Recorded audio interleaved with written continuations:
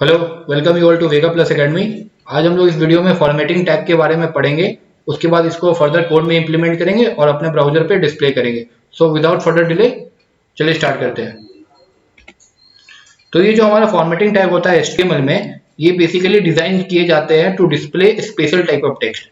मतलब कि display special type of text.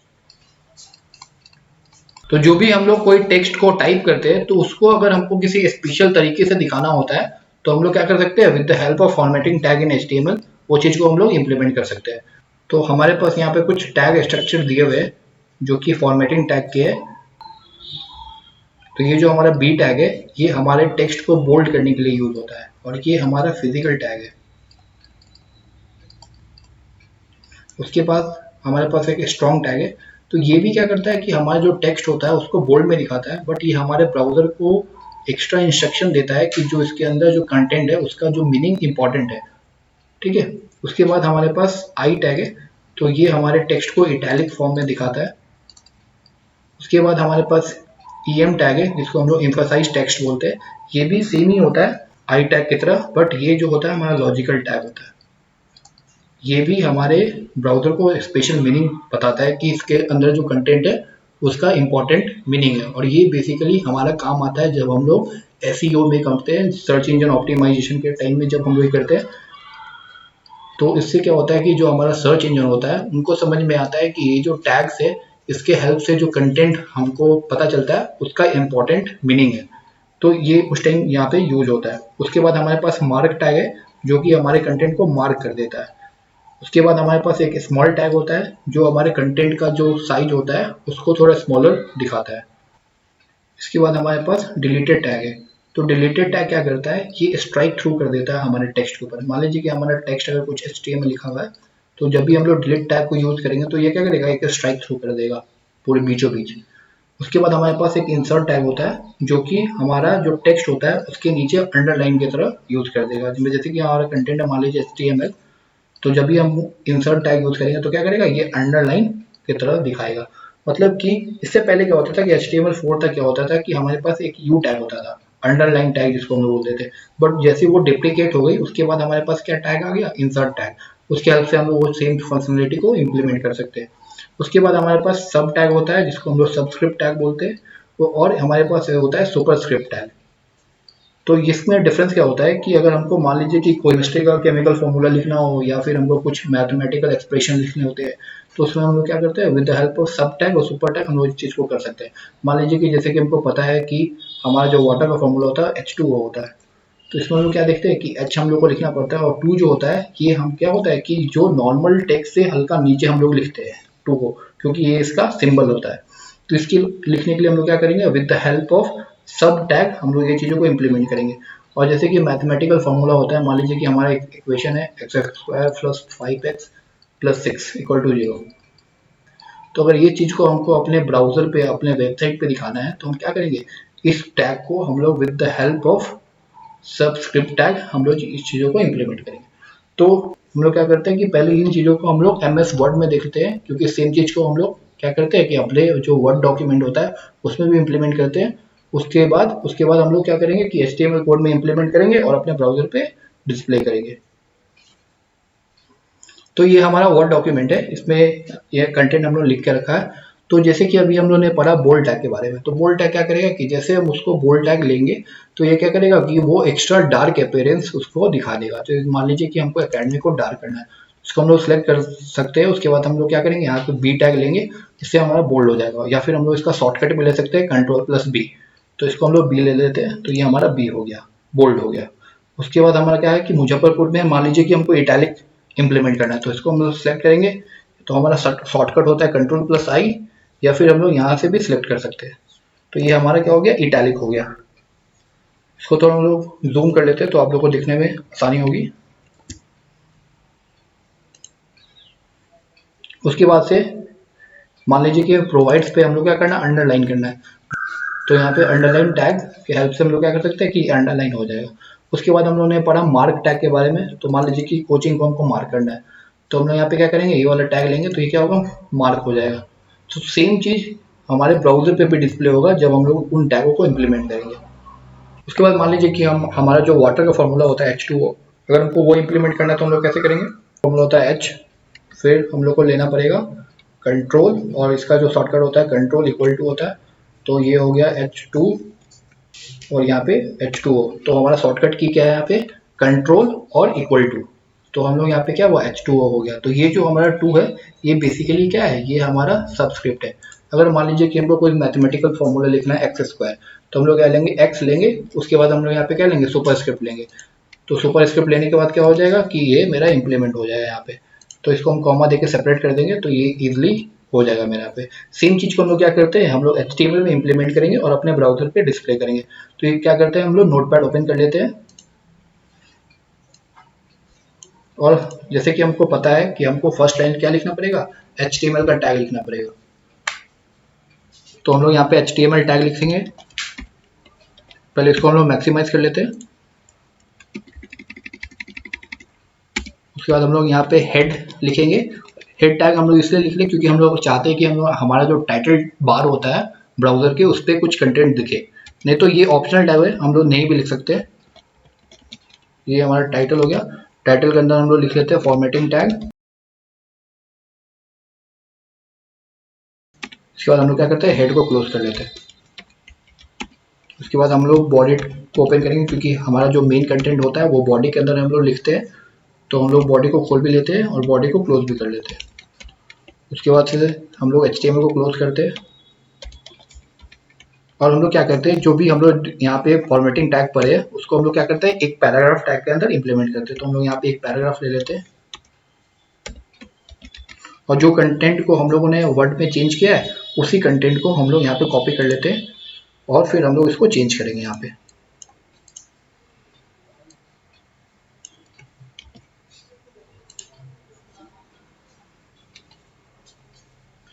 तो आप यहाँ पे देखेंगे कि जो भी हम लोग कॉपी किया है बट वो सेम चीज़ यहाँ पे कॉपी नहीं हुआ है। तो हमको क्या करना पड़ेगा? सेम चीज़ को वहाँ पे इम्प्लीमेंट करना पड़ेगा ताकि हम अपने ब्राउजर पे उसको दिखा पाए। तो इस पैराग्राफ टैग को हम लोग क्लोज कर लेते हैं और इसको हम लोग एक बार एंटर मार के नेक्स्ट पैराग्राफ पे डाल देते हैं। तो इसको हम लोग सेव कर लेते हैं। सेव करने के लिए हमको Ctrl+S लेना पड़ेगा और हमारे पास डेस्कटॉप पे एक फोल्डर है HTML में, उसमें हम लोग इसको सेव कर लेते हैं। तो हम इसका नाम रखते हैं फॉर्मेटिंग, और जो इसका एक्सटेंशन होगा या तो .html होगा या .htm होगा। उसके बाद हम इसको क्या करेंगे? ऑल फाइल सेलेक्ट कर लेंगे और इसको हम लोग सेव कर लेंगे। उसके बाद हम क्या करेंगे? अपने फाइल एक्सप्लोरर में जाएंगे और इस फाइल को एग्जीक्यूट करेंगे। तो ये हमारा फाइल है। हमको इसको ओपन करने के लिए एक ब्राउज़र चाहिए, तो हम इसको फायरफॉक्स में ओपन कर लेते हैं।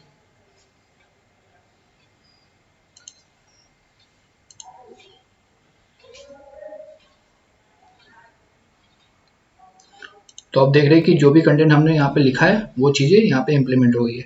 तो हम लोग क्या करेंगे? एक एक करके जो भी हम लोगों ने टैग पढ़ा है उस चीज़ों को यहाँ पे इम्प्लीमेंट करेंगे। तो मूव करते हैं अपने कोड की तरफ। तो मान लीजिए कि हमको एकेडमी में क्या चाहिए? बोल्ड होना चाहिए। तो यहाँ पे बी टैग खोलेंगे और फिर एकेडमी तक ही चाहिए तो हम क्या करेंगे? एकेडमी के बाद बी टैग को बंद कर देंगे और ये हमारे कंटेनर टाइप के टैग है। तो हम लोग यहाँ पे बी टैग को क्लोज कर दिए और अपने ब्राउजर में जाकर रिफ्रेश करके चेक करेंगे कि ये चीज़ इम्प्लीमेंट हुई या नहीं हुई। तो आप यहाँ पे देख रहे होंगे कि ये जो एकेडमी का जो टेक्सचर था, अपीयरेंस था, वो थोड़ा बोल्ड हो गया है। एक बार हम लोग इसको जूम कर लेते हैं। ठीक है, तो आप यहाँ पे देख पाएंगे क्या कि एकेडमी जो थी हमारी वो नॉर्मल टेक्स्ट से थोड़ी डिफरेंट हो गई और ये बोल्ड हो गई। फिर से हम लोग कोड में चलते हैं और आगे टैग्स को इम्प्लीमेंट करेंगे। मान लीजिए मुजफ्फरपुर को हमको इटैलिक करनी है, तो इसको हम लोग आई टैग यहाँ पे खोलेंगे और फिर हम लोग यहाँ पे आई टैग को क्लोज कर देंगे। ठीक है, उसके बाद हम लोग क्या करेंगे कि प्रोवाइड्स में हम लोग स्ट्रॉन्ग टैग लगाएंगे। स्ट्रॉन्ग टैग और बोल्ड टैग में आपको बेसिकली कोई अंतर नहीं दिखेगी, बट ये क्या करेगा कि अपने ब्राउजर को स्पेशल मीनिंग देगा, स्पेशल मैसेज देगा कि ये जो टैग है, जो प्रोवाइड्स है, ये मेरा इंपॉर्टेंट मैसेज को कैरी करता है, ताकि जो एसईओ होगा, जो गूगल का सर्च इंजन होता है या फिर बाकी जो सर्च इंजन होता है जैसे याहू का, तो वो क्या करेगा जब इंडेक्सिंग होता है या फिर एसईओ के टाइम पे ये हेल्प करती है। तो इसको हम लोग सेव करते हैं और अपने ब्राउजर में जाके देखते हैं कि कोई चेंज आया या नहीं आया। तो आप यहाँ पे देखेंगे कि मुजफ्फरपुर जो थी वो इटैलिक हो गई, और ये जो प्रोवाइड्स था ये आपका सेम ही लग रहा होगा जैसा आपका एकेडमी है, बट ये क्या हुआ कि ये ब्राउजर को स्पेशल इंस्ट्रक्शन देगा कि ये जो कंटेंट है इसका स्पेशल मीनिंग है। फिर से हम लोग कोड की तरफ मूव करते हैं और बाकी के जो टैग्स हैं हमारे उनको इम्प्लीमेंट करते हैं। तो मान लीजिए ई में हम लोग EM टैग को इम्प्लीमेंट करते हैं जो हमारा एम्फसाइज है। तो हम लोग यहाँ पे ओपनिंग टैग को लिया, क्लोज किया, और फिर विच के बाद हम लोग को यहाँ पे क्लोज करना पड़ेगा, तो हम लोग यहाँ पे EM टैग ले लेंगे और इसको सेव कर देंगे। तो हम लोग यहाँ पे क्या करते हैं कि और भी पैराग्राफ ले लेते हैं, हमारा कंटेंट हम लोग सेम कंटेंट को कॉपी कर लेते हैं अपने वर्ड डॉक्यूमेंट से, और बाकी के टैग्स को हम लोग एक एक करके वहाँ पे इम्प्लीमेंट करेंगे।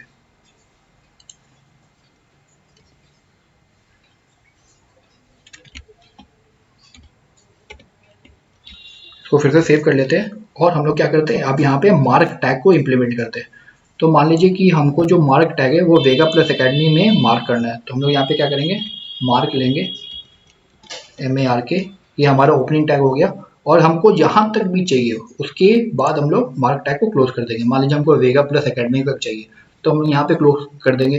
अगर हमको पूरे सेंटेंस में चाहिए तो क्या करेंगे, हमको एंड में लगाना पड़ेगा, मतलब हमको जहाँ तक चाहिए अपर लिमिट लोअर लिमिट हमको यहाँ पे सेट करना पड़ेगा, उसके हिसाब से हम लोग क्या कर सकते हैं, मार्क कर सकते हैं। मान लीजिए आपको वेगा प्लस एकेडमी तक चाहिए तो हम लोग यहाँ पे मार्क को क्लोज कर देते हैं, MARK।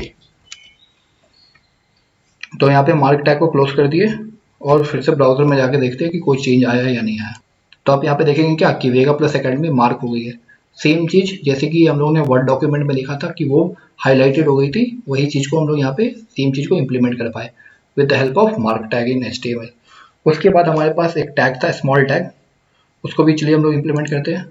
तो मान लीजिए कि स्मॉल मुजफ्फरपुर जो है इसको हम लोग को स्मॉल दिखना है। स्मॉल दिखना मतलब जो नॉर्मल साइज है उसके हिसाब से थोड़ा कम बड़ा साइज हो, तो इसको हम लोग स्मॉल टैग यहाँ पे लेंगे और फिर हम लोग स्मॉल टैग को यहाँ पे क्लोज कर देंगे। तो सेव किए, ब्राउजर की तरफ मूव किए, रिफ्रेश किए, तो आप देखेंगे क्या कि मुजफ्फरपुर का जो साइज था वो पहले के मुकाबले कम हो गया यहाँ पे, ठीक है। उसके बाद हम लोगों ने पढ़ा डिलीट टैग, तो हम लोग यहाँ पे क्या करेंगे, डिलीट टैग लेंगे, DEL, और कोचिंग के बाद हम लोग सेम चीज को इम्प्लीमेंट कर देंगे। तो यहाँ पे हम लोग कर लेंगे DEL। तो ये हमारा ओपनिंग टैग हो गया, ये हमारा ओपनिंग टैग हो गया, ये हमारा क्लोजिंग टैग हो गया, ठीक है। तो इसको हम लोग सेव कर देते हैं, ब्राउजर में जाएंगे, रिफ्रेश करेंगे, तो यहाँ पे आप देख रहे क्या, ये एक लाइन जो स्ट्राइक थ्रू हो गई वो चीज़ें यहाँ पे इम्प्लीमेंट हो गई। तो ये डिलीट टेक्स्ट में क्या होता है कि ये हमारा एक स्ट्राइक थ्रू लाइन होता है, मतलब कि ये टेक्स्ट डॉक्यूमेंट से डिलीट हो गई है, उसको हमको दिखाना होता है तो हम लोग क्या कर सकते हैं, with the help of delete tag हम वो चीज़ों को दिखा सकते हैं। उसके बाद हमारे पास होता है इंसर्ट टैग।